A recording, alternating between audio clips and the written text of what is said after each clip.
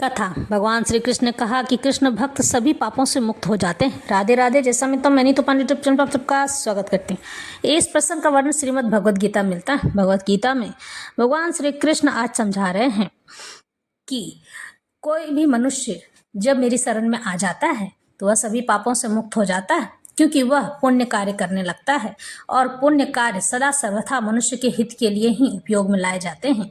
यानी कि जितना वह पुण्य अर्जित करेगा उतना ही वह सुखी और संपन्न होगा। यह मनुष्य का बही खाता होता है, यानी कि एक हिस्से में पाप तोला जाता है तराजू में और दूसरे हिस्से के तराजू में पुण्य तोला जाता है। जब आपसे भगवान पूछते हैं या फिर यमराज पूछते हैं कि तुम्हें पाप का भोगी पहले बनना है या पुण्य का, तो वह जो आत्मा होती है यानी कि सूक्ष्म शरीर होती है, जब यमराज के पास जाती है तो वह पुण्य और पाप में से दोनों को तय करती है कि पहले मुझे पाप भोगना है या पुण्य भोगना है। जो मनुष्य जीवन भर पाप भोग चुका होता है तो वह पुण्य को चुनता है, और जब पुण्य उसके खत्म हो जाते हैं यानी कि वह स्वर्ग में रहता है या फिर वैकुंठ में रहता है या किसी भी जगह पर रहता है, पितृलोक में रहता है, तो जब उसके पुण्य समाप्त हो जाते हैं तो वह पुनः पृथ्वी पर वापस भेज दिया जाता है। इस तरह से भगवान कहते हैं कि मैं कभी भी, जो भी व्यक्ति मेरे पास आ जाता है यानी कि वैकुंठ आ जाता है, तो मैं कभी भी उसे पृथ्वी पर भेजकर अपना सेवक बनाकर अपना कार्य करवा सकता हूँ। इसलिए हे मनुष्य, किसी भी पल किसी भी क्षण यह न समझना कि मुझे जरूरत पड़ेगी तो मैं तुमसे कार्य न करवाऊंगा। भगवान यह बात श्री कृष्ण अर्जुन से कहते हैं और अर्जुन को समझाते हैं कि हे अर्जुन, यह पृथ्वी लोक है जिसे मृत्यु लोक कहा जाता है। यहाँ मनुष्य सुख और दुखों का भागी होता है, पाप और पुण्य का भोगी होता है। जैसा वह कर्म करेगा वैसा ही उसे फल प्राप्त होगा।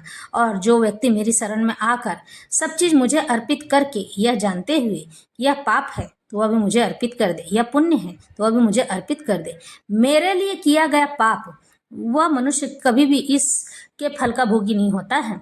और जो मनुष्य मेरे लिए पुण्य करता है तो इसे उसका 4 गुना फल प्राप्त होता है। यह जीवन का मूल रहस्य है।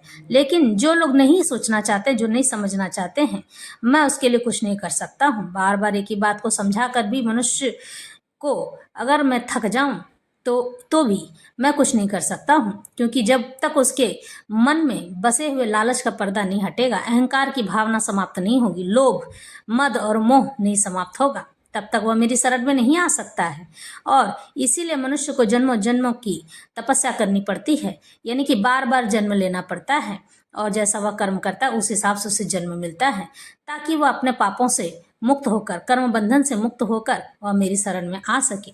और उसके लिए मैं भी प्रयासरत रहता हूँ ताकि वह किसी भी प्रकार से भटके नहीं और अंततः मुझ तक ही पहुंचकर सदगति को प्राप्त करे। यज्ञ शिष्टाशिनः संतो मुच्यन्ते सर्व किल्बिषः भुंजते ते त्वधम पापाये पचन्त्यात्म कारणात्। भगवान के भक्त सभी प्रकार के पापों से मुक्त हो जाते हैं, क्योंकि वे यज्ञ में अर्पित किए भोजन प्रसाद को ही खाते हैं। अन्य लोग जो अपने इंद्रिय सुख के लिए भोजन बनाते हैं वे निश्चित रूप से पाप खाते हैं। यानी कि जो लोग चटपटे भोजन खाते हैं तो इंद्रिय सुख यानी कि जीव में लालच लगी रहती है, मन में लालच लगी रहती है, अपने मन को अपने वश में नहीं रखते हैं और लालच के मारे वह तरह तरह के भोजन खाते हैं। जैसे कि आजकल के समाज में आजकल के छोटे छोटे बच्चे भी पिज़्ज़ा और बर्गर और डोसा और इडली का स्वाद लेने लगे हैं, जबकि यह भोजन तो घर में भी बन सकता है। लेकिन फिर भी उन्हें चटपटे भोजन की ऐसी लत लगी रहती है कि एक हाथ में मोबाइल और एक हाथ में चटपटा भोजन पड़ा रहता है। आप बच्चों को जैसा संस्कार बचपन से देंगे, जैसी बातें उनके मन में भरेंगे, वही संस्कार उनके जीवन का परम लक्ष्य बन जाएगा, जिसे आदत भी कहते हैं। इन्हीं आदतों के कारण से मनुष्य अच्छा या बुरा बनता है। कहते हैं कि आपके अपने परिवार वाले ही आपके अच्छे या बुरे संस्कारों के जिम्मेदार होते हैं, क्योंकि छोटा शिशु जो आमने सामने देखेगा, आसपास देखेगा, वही सीखेगा और उसी पर अमल करेगा। अगर अपने पिता को अपनी माँ के सामने देख रहा है कि माँ को मेरे पिता पीटते हैं, मारते हैं, तो वह भी बड़ा होकर इसी कदम की ओर बढ़ेगा। शराब पीते हुए देखेगा तो वह भी इसी ओर अग्रसर होगा। और यह देखेगा कि मेरे पिता मेरे माता में बहुत अच्छा तालमेल है तो वह स्त्री का सम्मान करेगा। यह बात घर वाले ही सिखाते हैं, लेकिन जो लोग यह बात नहीं सिखा पाते हैं उनके बच्चे ही गंदे और ओछी विचार के होते हैं, यानी कि उनके विचार कभी स्त्रियों के लिए या किसी भी लड़कियों के लिए अच्छे नहीं होते हैं। वो हमेशा दूसरों को छोटा समझने में लगे रहते हैं। इस प्रकार से भगवान श्री कृष्ण कहते हैं कि पाप और ताप और संताप मुझे नहीं लगता है, लेकिन इस पृथ्वी पर रह रहे सभी मनुष्यों को ये सब चीज लगता है और इसका भोगी बनना पड़ता है। यही तो कर्म बंधन है। यही मनुष्य को कर्म बंधन में बांध देता है, जो कि अगले जन्म में जाकर इसे इस कर्म को चुकाना पड़ता है, जिसे प्रारब्ध कहते हैं। भगवत भक्तों का कृष्ण भक्ति में पुरुषों को संत कहा जाता है। वे सदैव भगवत प्रेम में निमग्न रहते हैं, उनमें लगे रहते हैं। जैसा कि ब्रह्म संहिता में कहा गया है, प्रेमांजन छुरित भक्ति विलोचनेन संतः सदैव हृदयेषु विलोकयन्ति संतगण। श्री भगवान गोविंद समस्त आनंद के दाता या मुकुंद, मुक्ति के दाता या कृष्ण, सबों को आकृष्ट करने वाले पुरुष के प्रगाढ़ प्रेम में मग्न रहने के कारण कोई भी वस्तु परम पुरुष को अर्पित किए बिना ग्रहण नहीं करते हैं।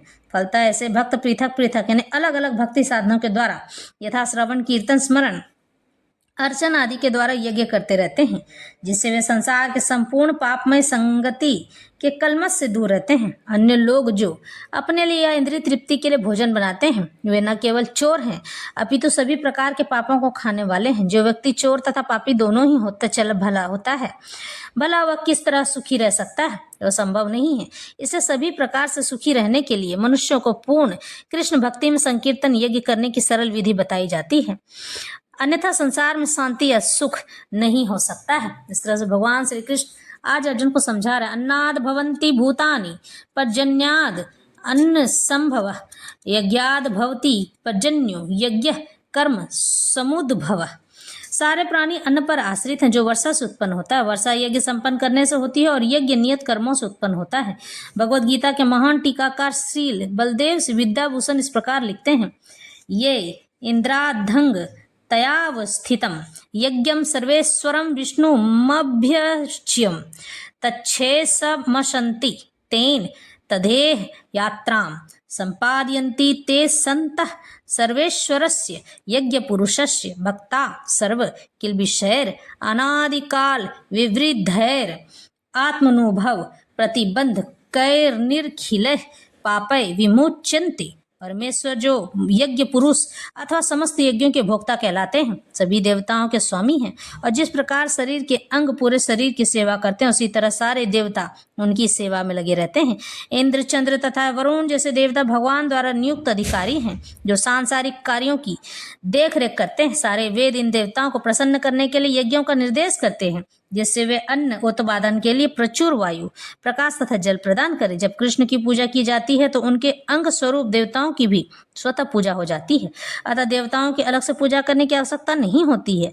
यानी सब बातों की एक बात, श्री हरि को जो भी चीज अर्पित की जाती है वह स्वतः ही पर ब्रह्म नारायण के साथ साथ सभी छोटी देवी देवताओं को अर्पित हो जाता है, क्योंकि पर ब्रह्म है और छोटी देवी देवता उन्हीं पर ब्रह्म के भीतर में समाये होते हैं, जो उन्हीं से निकले हुए होते हैं।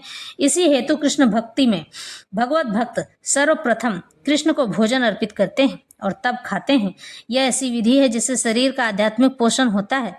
ऐसा करने से न केवल शरीर के विविध पापमय कर्मफल नष्ट होते हैं, अपितु शरीर प्रकृति के समस्त कल्मशों से निरापद हो जाता है। जब कोई छूत का रोग फैलता है तो इसके आक्रमण से बचने के लिए रोगाणुरोधी टीका लगाया जाता है, यानी कि रोग से बचने के लिए टीकाकरण किया जाता है। इसी प्रकार भगवान विष्णु को अर्पित करके ग्रहण किया जाने वाला भोजन हमें भौतिक संशोधन से निरापद बनाता है। जो इस विधि का अभ्यस्त है वह भगवत भक्त कहलाता है। यानी कि आप अपने भोजन को अगर भगवान को अर्पित कर देते हैं तो भोजन में लगा हुआ सारा दोष समाप्त हो जाता है। इसलिए कृष्ण भक्ति में वह लगा हुआ व्यक्ति जो केवल कृष्ण को अर्पित किया गया भोजन करता है, वह उन समस्त विगत भौतिक सांसारिक दूसरों के फलों का सामना करने में समर्थ हो जाता है, जो आत्म साक्षात्कार के मार्ग में बाधक बनते हैं। इसके विपरीत जो ऐसा नहीं करता है वह अपने पाप पूर्ण कर्म को बढ़ाता चला जाता है, जिससे उसे सारे पाप फलों को भोगने के लिए अगला शरीर कुकरों सुकरों के समान मिलता है, यानी कि सुअर के समान। यह भौतिक जगत नाना कल्मशों से, नाना प्रकार की चीजों से पूर्ण है और जो भी भगवान के प्रसाद को ग्रहण करके उसे निरासत हो लेता है, यानी कि उससे हट जाता है और छूत प्रसाद नहीं लेता है। जैसे सत्यनारायण भगवान की कथा में कहा गया है कि राजा ने प्रसाद ग्रहण नहीं किया और भगवान की पूजा भी नहीं कराई थी तो उसे भोगना पड़ा था। वह उनके आक्रमण से बच जाता है, किंतु जो ऐसा नहीं करता है वह कलमश का लक्ष्य बनता है। यानी कि जो लोग भगवान की पूजा अर्चना कर लेते हैं तो वह भगवान जो हैं उसे सभी चीज़ों से बचा लेते हैं, सभी दुखों से उबार लेते हैं। लेकिन जो भगवान की अवहेलना कर जाते हैं, उनके प्रसाद को ग्रहण नहीं करते हैं, तो वह दुखों के भवसागर में डूबने लग जाते हैं और उनका कोई काम नहीं बनता है। अन्न अथवा शाक वास्तव में खाद है। मनुष्य विभिन्न प्रकार के अन्न, शाक, फल आदि खाते हैं, जबकि पशु इन पदार्थों के उच्छिष्ट हो जाते हैं, उच्छिष्ट को खाते हैं, यानी कि जूठे को। जो मनुष्य मांस खाने के अभ्यस्त हैं यानी अभ्यास में हैं, उन्हें भी शाक के उत्पादन पर निर्भर रहना पड़ता है, क्योंकि पशु शाक ही खाते हैं। अतएव हमें